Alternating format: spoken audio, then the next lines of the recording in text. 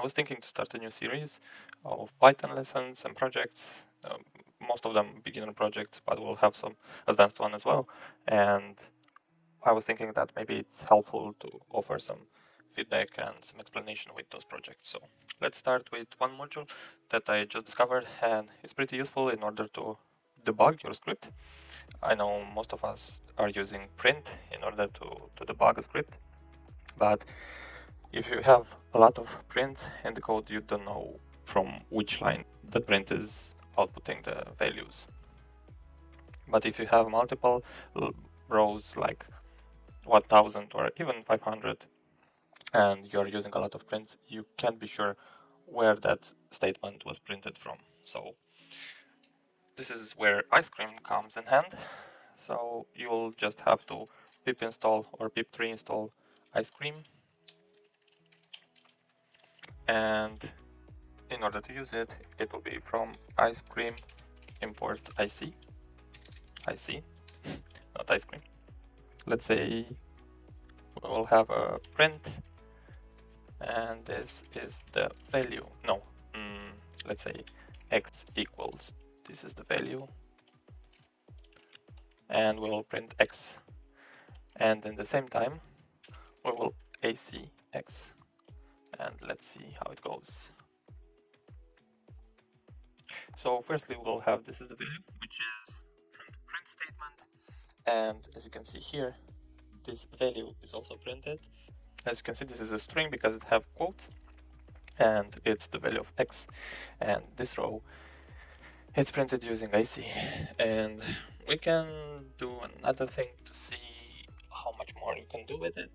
So let's create a function, and it will be my function, and we'll have an x.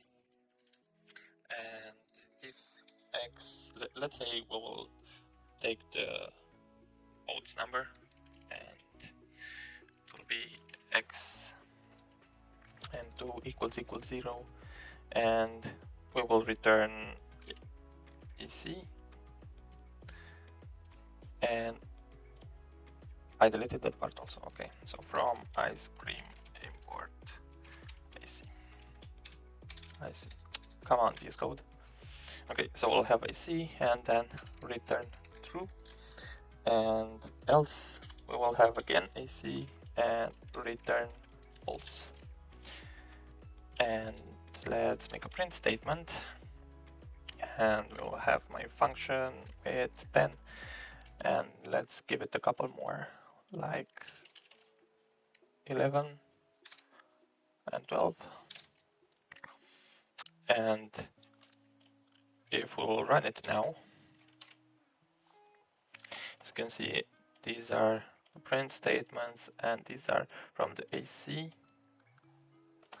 And we'll have the line from the main py, and it's from my function and the time it was being created. If you want, for some specific cases, you can disable it, and it will be AC disable. And as you can see here, we will have only the print statements. So for those three, we won't have the IC anymore. But as well, you can do AC enable and put the prints back, and now we should have 3 with AC, 3 without, and then 3 again with AC. Okay, then I think now you can understand how it works, and you can also build logs with it, which is more interesting than this. So let's delete this and add another function like 8, and we'll have x and y, and we will return x plus y. We can have an output file, let's say, and it will be text. In this function, we will open the debug file .txt, and we will append on it as file, and we will go with file write. I can't write. File.write, and we will have text plus a new line. in order to have a new line each time we add something to the log. Now we will go and do AC configure output, and we'll need a prefix with debug. I think this will look okay. And then if you want, no, I think firstly we need output function, which should be output file. And then if you want to add a little more information, you can use include context, which will be true. Make it a little readable. Okay. And then we just need to call the function, and we should have add and 10 and 11, let's say. We'll add those two numbers and we can run it. And now we don't have anything printed, but if we'll go to the file, we'll have the thing that it should be printed, but it's in a file. So it can be used as a debug. So we'll have the main thing, which is debug. You can use in various cases. Instead of debug, you can use info or error.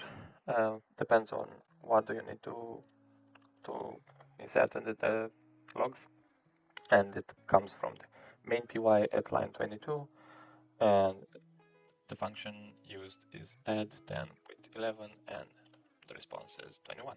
Once you print something like this, you can't use it anymore. It's a print and that's it. But the ice cream, you can use it further. So let's say it will be xx equals to this thing. So we can have once print xx, and then we can have xx plus 2.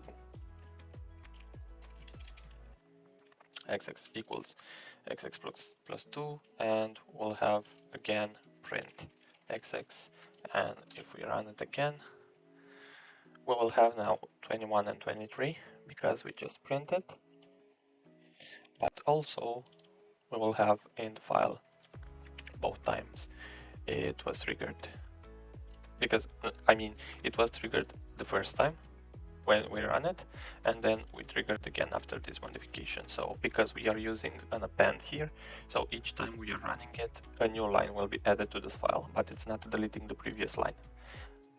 If you want to have just a single line, we can use write instead of append, and now if we are running it, we should have one single line. Yeah. So I think this is pretty helpful. You can print statements to your debug file, but also you can use it further. So for me, it's more convenient to use than a simple print. Hope you enjoyed the small one, and we'll see you on the next one. Don't forget to subscribe. Cheers.